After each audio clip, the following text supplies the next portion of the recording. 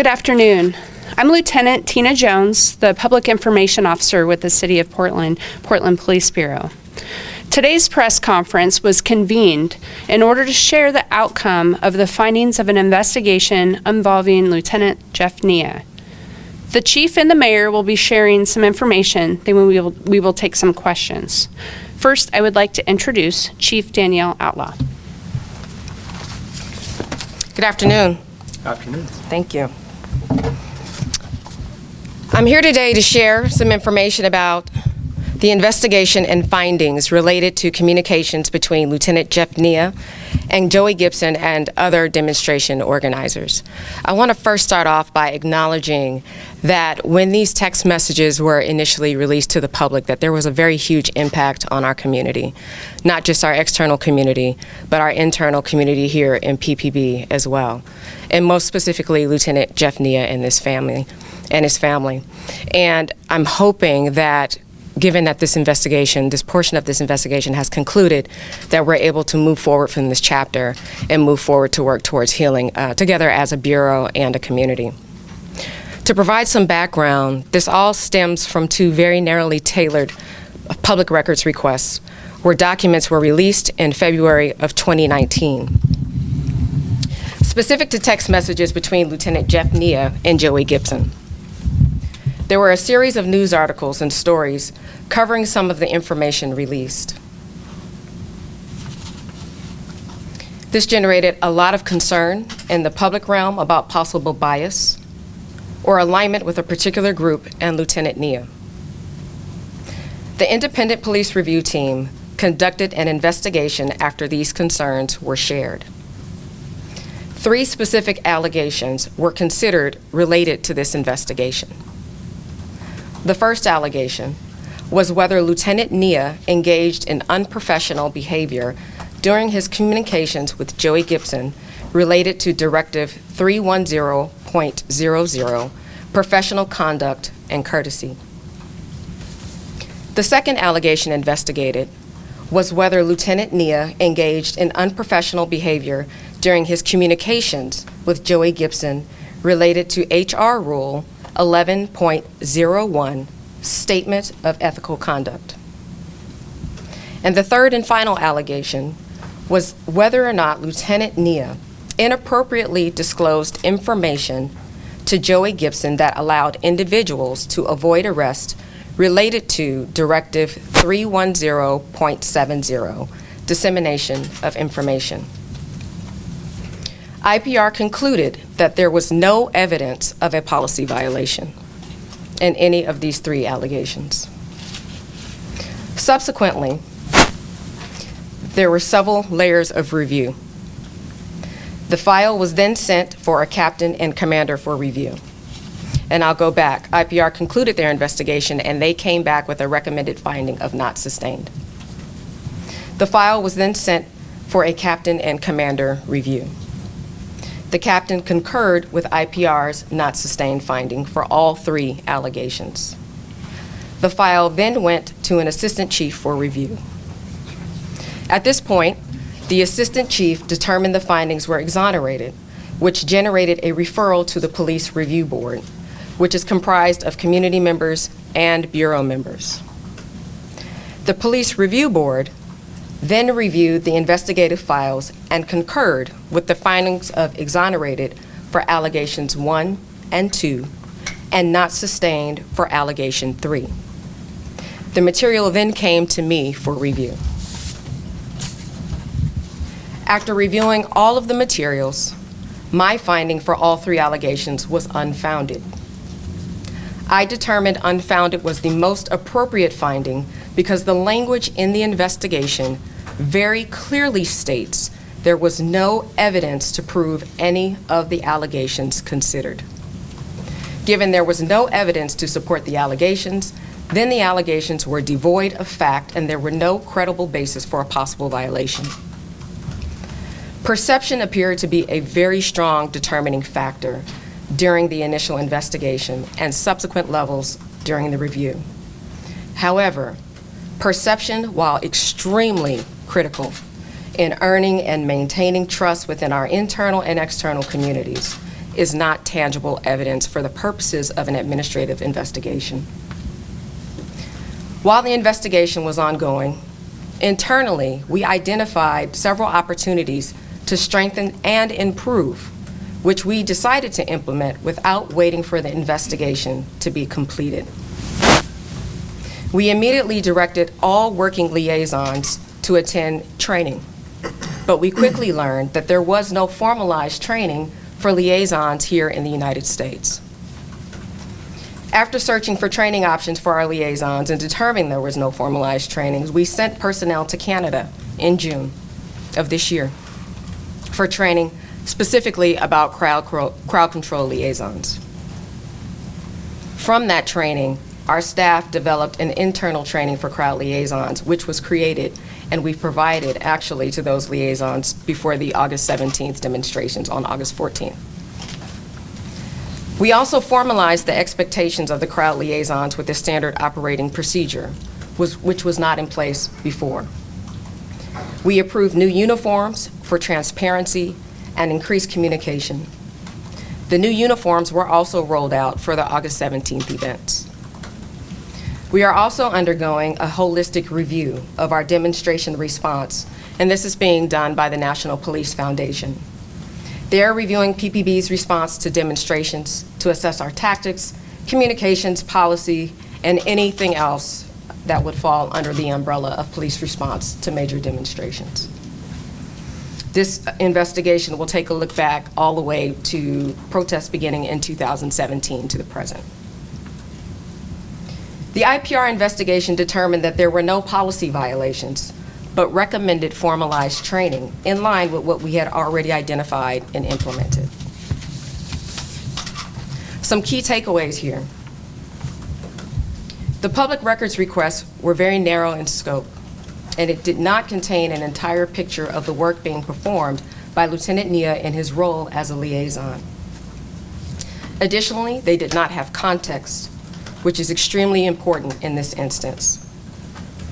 The investigation looked at more than 11,000 text messages, which includes communications about events with organizers from a variety of backgrounds and beliefs. And as I stated before, while perception is not tangible evidence, it is absolutely critical when it comes to trust. In different capacities in law enforcement, we engage with people and we build rapport in various ways to achieve a law enforcement or public safety objective. For example, in communications with homicide or child abuse suspects, our communications are done with a purpose and should not be construed as alignment or agreement with an individual's acts or beliefs. I'd also like to note that the Lieutenant Nia, and the PPCOA, the union, were in full support of the public disclosure of the information within the investigation that we're releasing today in order to help restore public trust, to further the understanding of the liaison role, and to very openly share that there was nothing to hide. Given the very public nature of the coverage of the information, I concurred that it was important to also publicly share the outcome of this investigation. Lieutenant Nia has demonstrated professionalism and full cooperation with this investigation, which is very much appreciated. This investigation has helped to shed light on his commitment to facilitate the freedom of speech and assembly for many with the overarching goal of maintaining public safety. We will be posting documents on our website today, including transcripts from interviews and communications between Lieutenant Nia and a number of event organizers so the public can review the material in a very transparent manner. Now, Mr. Ted Wheeler, Mayor, has some comments.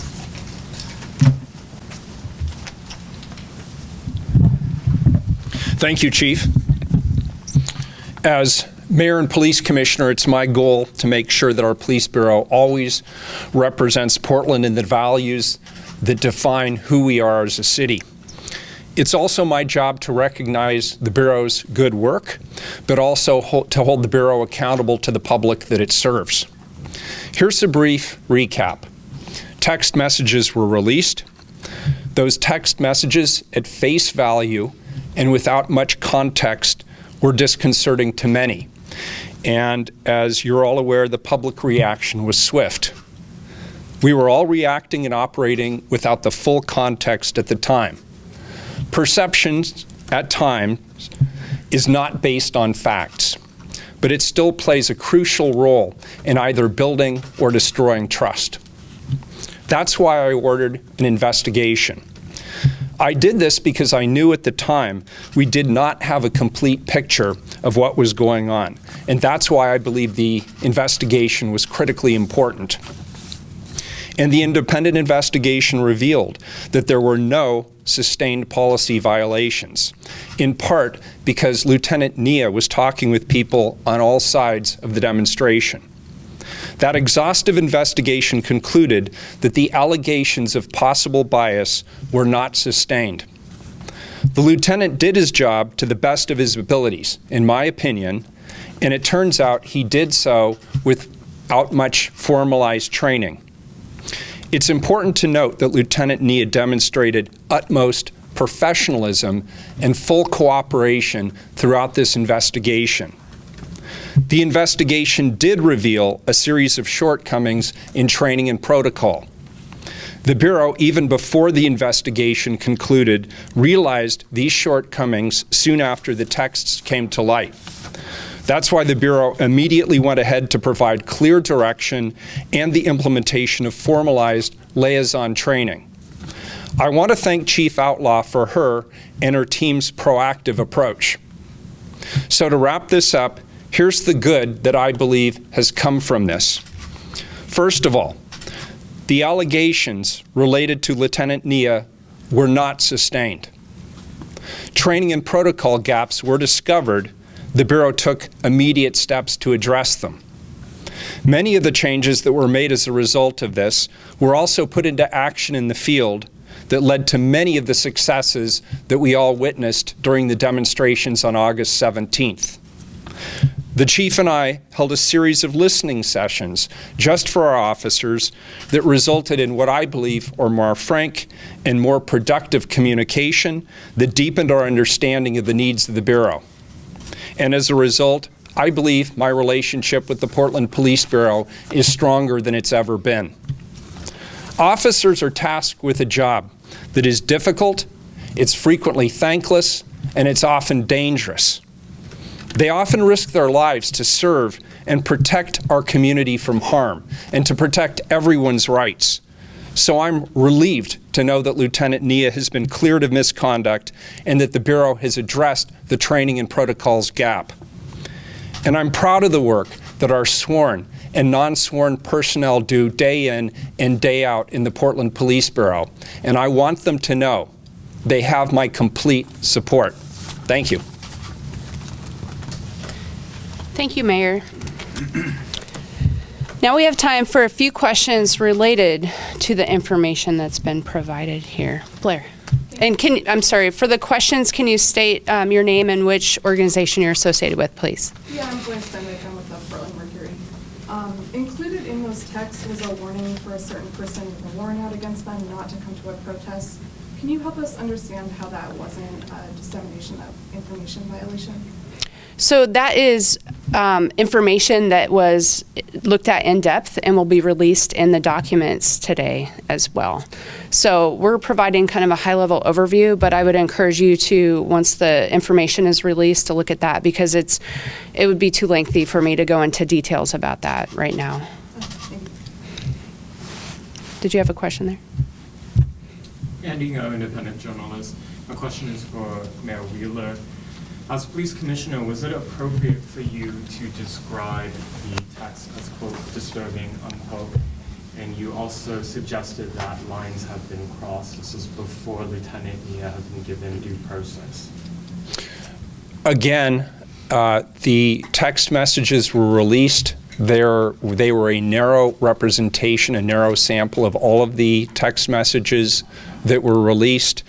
There were articles written based on those narrow text messages.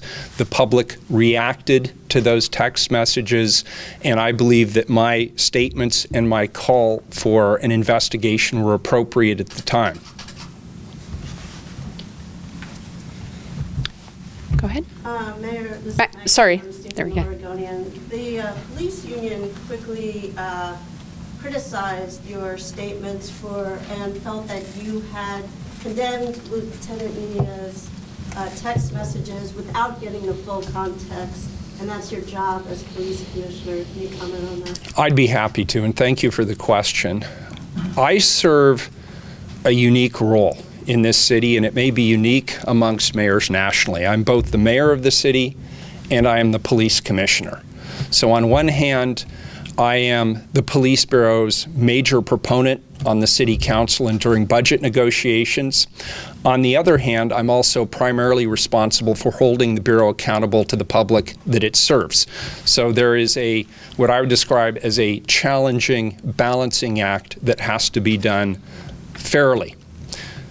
When the text messages were first reported, there was an immediate public reaction. I believe it required my response as both the mayor and the police commissioner in this city. Now, having said that, I've had many months to think about this. I like to think that I approach this job with a desire to understand how I can always do the job better. I like to think that I approach this job with humility. And in retrospect, what I would have preferred was that I would have preferred, and this is based on the conversations that I've had with many of the officers in the Bureau and sharing their feelings and their desires and their expectations. In retrospect, it would have been better had I been more overt about giving Lieutenant Nia the benefit of the doubt. And I would go further to say lots of officers are under an investigation at any particular time. That's the nature of policing. That's the nature of policing accountability. And I believe all officers deserve the benefit of the doubt. So in my conversations with Lieutenant Nia, I expressed that. I said that looking back on this, I wish I had been more overt about giving you the benefit of the doubt and making that clear. Amelia Templeton, OPB.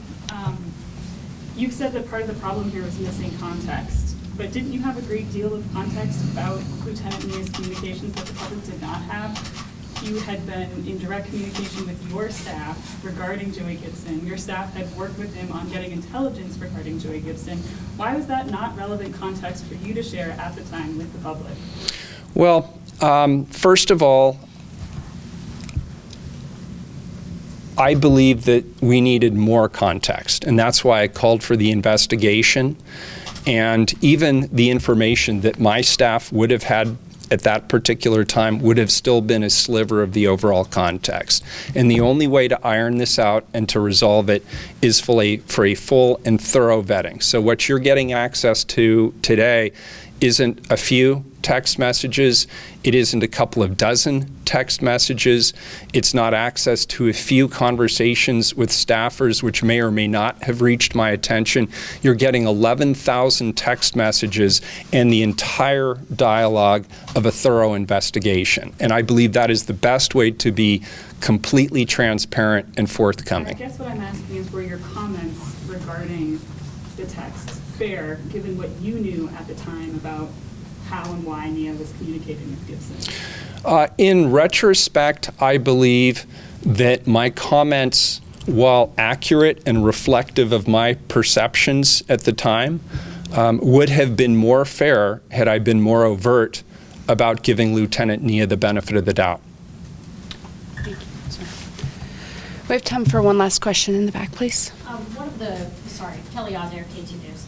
One of the things the public brought up during public discussion was about how these text messages were focused on Patriot Prayer and Joey Gibson. And I know you guys mentioned today that there were other comments or text messages between other groups as well.